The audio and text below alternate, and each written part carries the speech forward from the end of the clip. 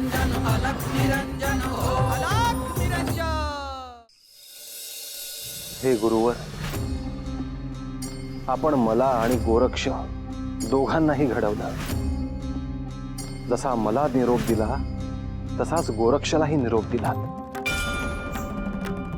गुरूंचे दायित्व काय असावे हे मी पाहतो आहे, अजूनही शिकतो आहे। ज्या नाथ परंपरेचा पाया आपण रचलात त्यात गुरु शिष्य परंपरेचे जे सौंदर्य आहे ते केवळ तुम्ही दिलेल्या ज्ञानामुळेच। अलख निरंजन अलख निरंजन अलख निरंजन अलख निरंजन।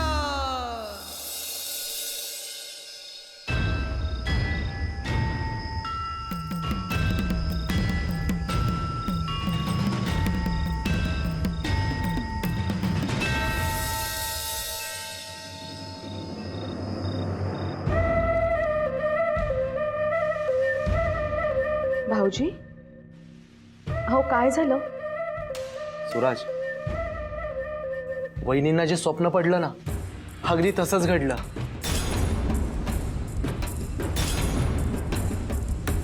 गावाच्या बाहेर महादेवाच्या देवळात एक साधुबुवा आले।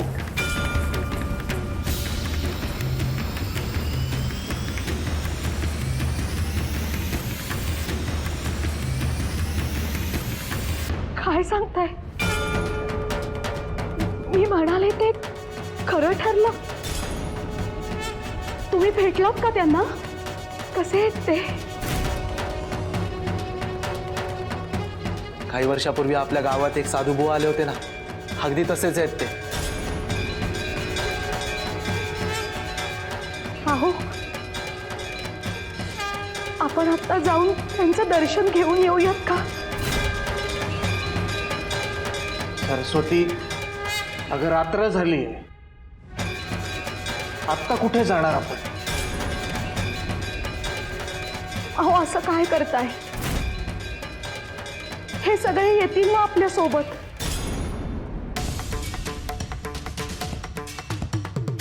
मी येतो ना सोबत। मला पण बघायचंय ते साधू कोण आहेत ते।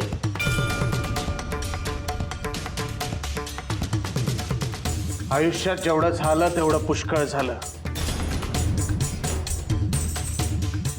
आता कुठल्या साधू बैरागी यांच्या वाटेला जायला नको।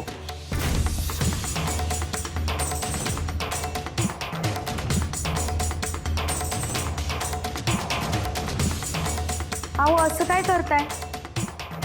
रातच्याला दुसऱ्या गावाला निघून गेले तर? जाऊ देत, आपल्या घरात चार भिंतीच्या आत आपण सुखी आहोत। बरं, आम्ही निघतो। सांगावंसं वाटलं म्हणून इथे आलो। वहिनी, तुम्ही जाऊन बघून या काय ते। येतो।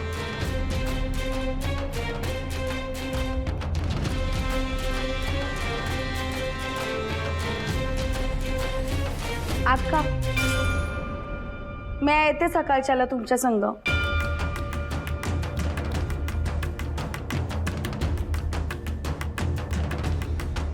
मला असं वाटतं तू या सगळ्यापासून दूर राहावंस।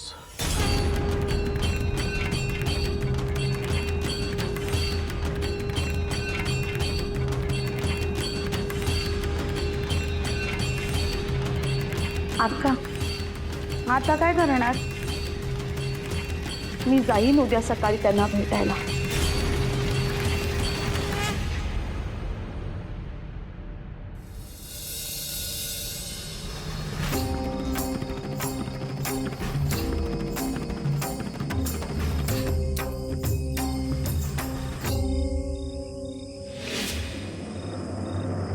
देवींना आता बरं वाटतंय।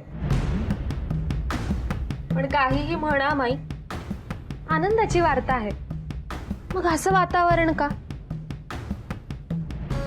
अगं, झाकली मूठ 1.25 लाखाची। पण हे सगळं पार पाडणं म्हणजे मोठं कामच आहे। अगं दुर्गा, ती म्हातारी कुठे गेली सांगितलं नाहीस? मी पाठलाग केला होता तिचा, पण कदाचित तिला कळलं असेल. नंतर तिने वाट बदलली.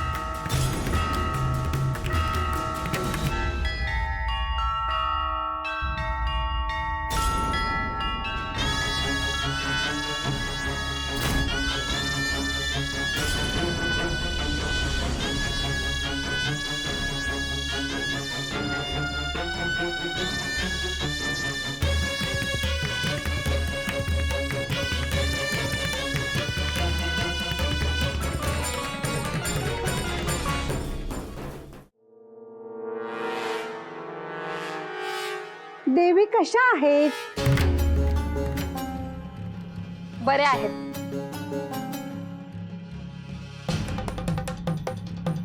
मी दिलेल्या औषधाचा उपयोग झाला का?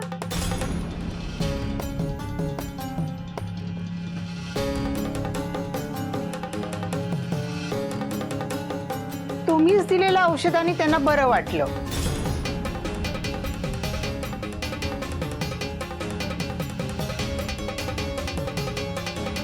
मग मी त्यांना भेटू शकते ना?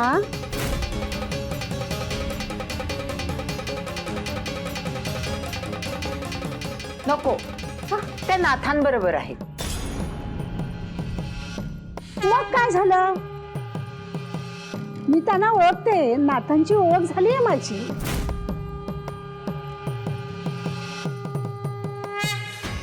मला सूचना आहेत की त्यांच्या कक्षात कोणालाही सोडायचं नाही.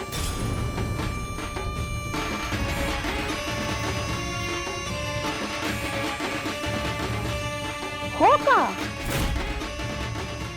मग आता काय करायचं? घरी जा आणि झोपा.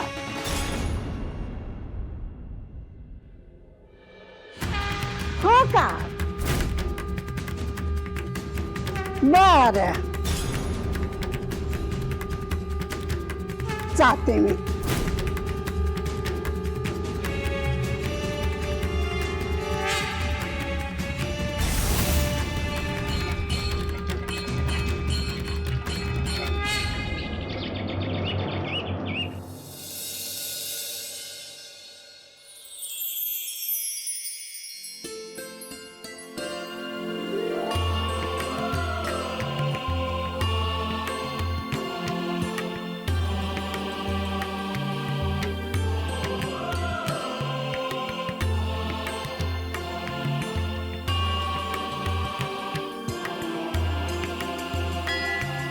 मैनावती,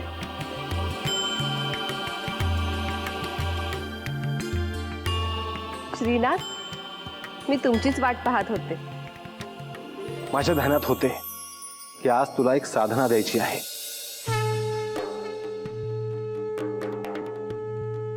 श्री दत्त महाराजांचे दर्शन घडावे, ही इच्छा पूर्ण व्हावी.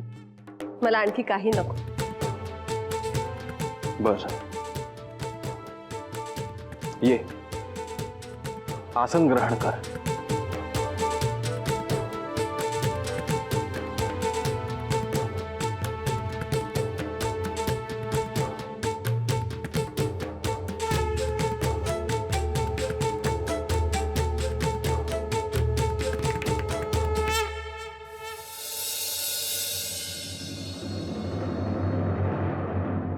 मैनावती, तुला श्री दत्त महाराजांचेच दर्शन व्हावे अशी इच्छा का आहे? मला ठाऊक नाही आणि मला नीट सांगताही येणार नाही. आपल्याला कोणत्याही देवतांविषयी प्रेम वाटणे, त्यांची पूजा करावीशी वाटणे, याचा अर्थ त्या देवतांशी आपला कुठल्या तरी जन्माचा ऋणानुबंध आहे.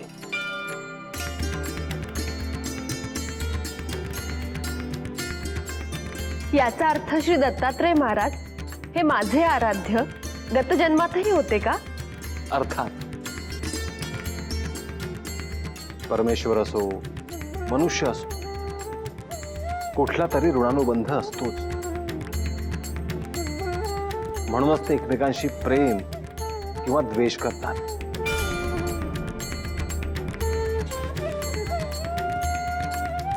माझे माझ्या आराध्यावर प्रेमही आहे आणि भक्तिभावही आहे.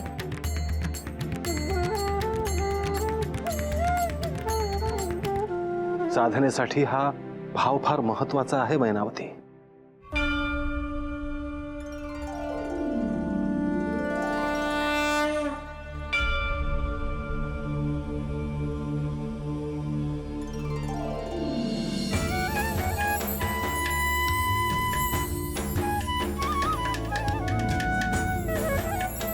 मैनावती, आता तुझ्या दोन्ही भुवयांच्या मध्ये लक्ष केंद्रित कर. तुझे जे आराध्य आहेत त्यांची प्रतिमा तिथे आणण्याचा प्रयत्न कर.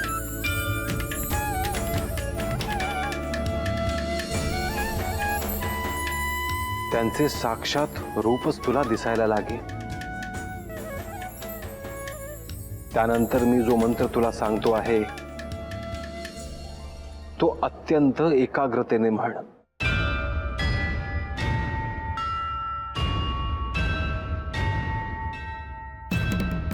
ओम द्राम श्री दत्तात्रेय नमः.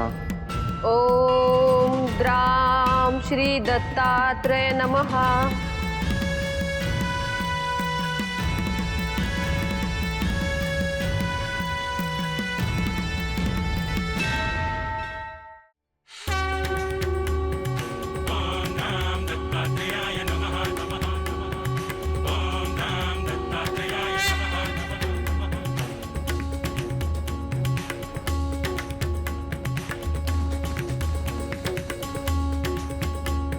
आता हा मंत्र मी तुला सिद्ध करून दिला आहे.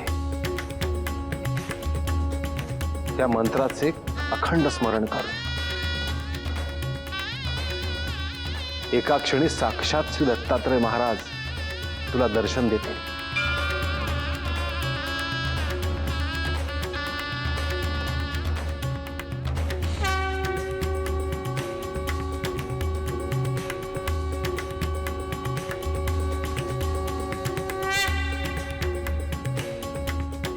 तुम्ही माझे पती आहात आणि त्याचबरोबर माझे गुरुही आहात. त्यामुळे तुम्हालाही नमस्कार. शुभम भवतो. मैनावती, तू गर्भवती असणे आणि त्याचबरोबर तुला ध्यानाची इच्छा होणे ह्याचा परस्पर काहीतरी संबंध आहे. कसं काय? जन्माला येणारा जो दिव्य आत्मा आहे त्यालाही श्री दत्तात्रेय प्रिय असणार.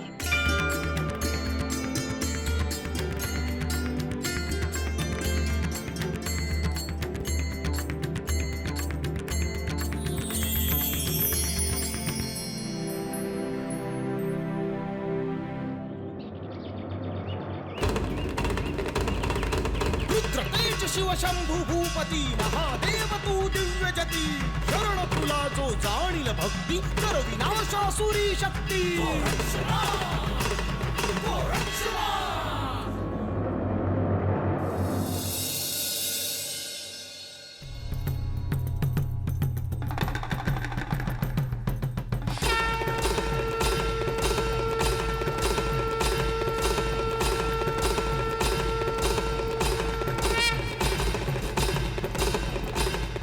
स्वामी,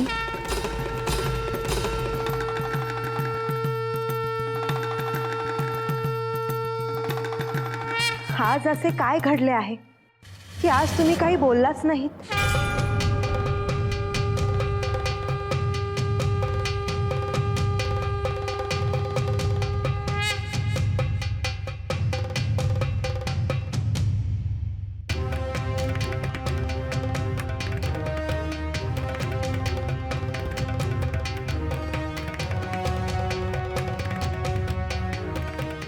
देवी,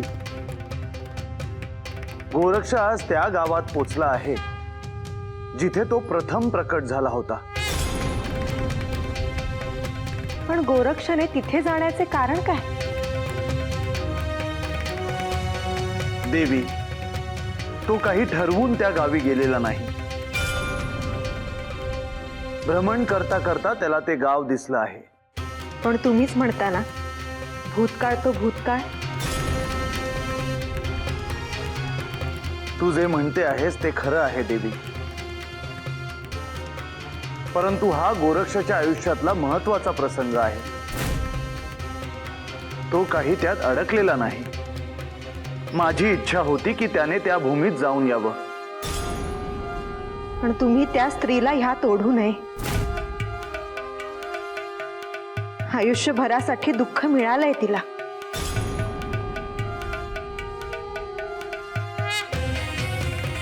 देवी, हा सगळा मायेचा खेळ आहे. तिच्या मनावर काही वर्षांपूर्वी जो आघात झाला तो पाहता पुन्हा त्या जुन्या जखमांची खपली नको काढायला. देवी, काही प्रसंगात खूप मोठ्या शक्यता असतात. अनेक आमूलाग्र बदल घडू शकतात.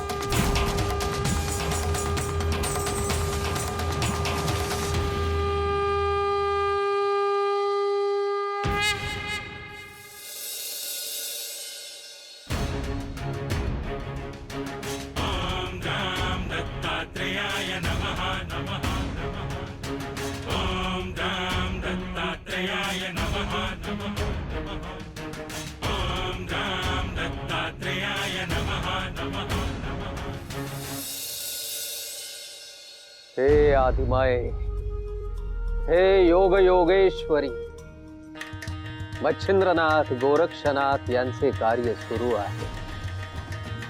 माझे आशीर्वाद त्यांच्या पाठीशी आहेतच, परंतु तुझी कृपाही त्यांच्यावर असावी अशी माझी इच्छा आहे. दशोविद्यातील तुझे प्रत्येक रूप हे अत्यंत अर्थपूर्ण आणि प्रभावी आहे.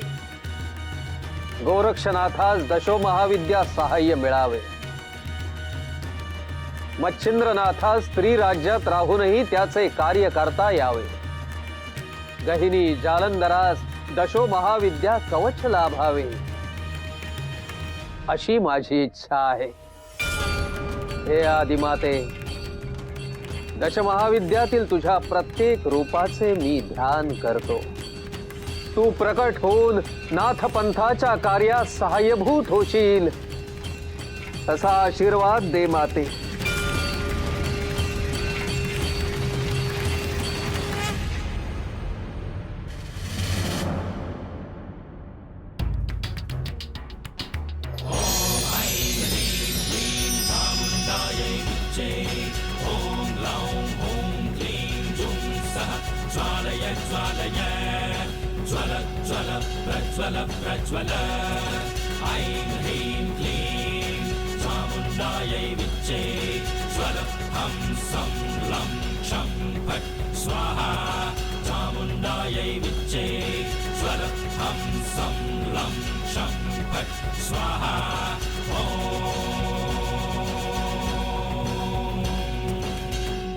हे श्री दत्तात्रय,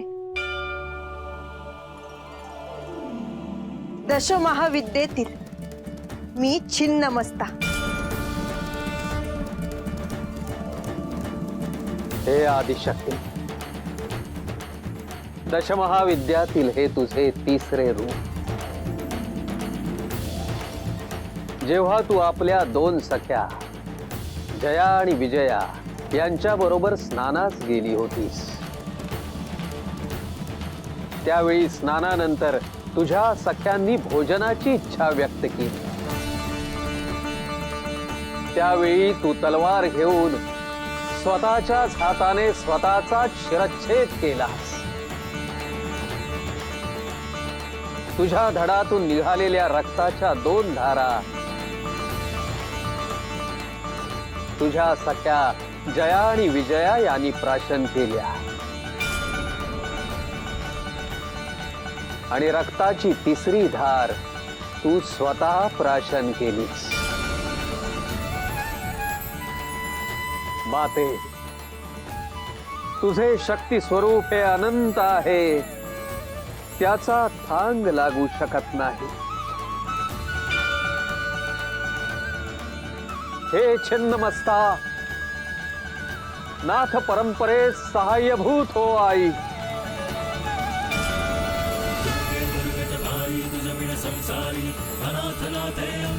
करुणा विस्तारी वारी वारी जन्म मरणाते वारी हारी पडलो आता संकट निवारी जय देवी